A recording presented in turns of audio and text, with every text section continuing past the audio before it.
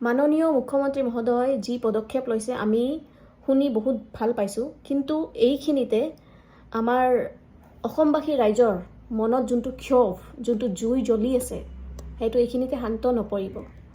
আমাৰ যোনটো জুবিন দাক ন্যায় দিয়াৰ কাৰণে আমাৰ যোনটো প্ৰচেষ্টা, সেইটো এইখিনিতে থমকি নৰ'ব। আপুনি হয়তো শ্যাম কানু মহন্তক ব্লেক লিষ্টেড কৰিছে, অসমত তেখেতৰ গোটেই প্ৰগ্ৰাম বেন কৰিছে, কিন্তু অসমবাসী ৰাইজৰ মনত যোনটো জুই জ্বলি আছে নহয়, এইখিনিতে শান্ত নপৰে।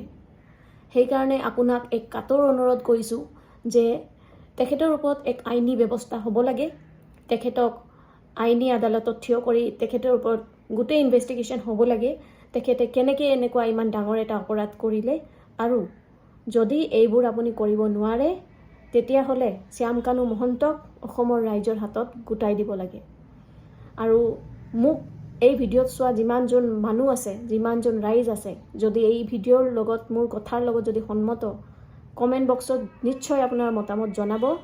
একসন্মত বুলি লিখিব, একমত বুলি লিখিব যদি মোৰ এই কথাবোৰ আপোনালোকক ঠিক লাগিছে, আৰু ইয়াৰ বাহিৰেও কি কি একশ্যন ল'ব লাগে সেইটো আপোনালোকে নিশ্চয় জনাব।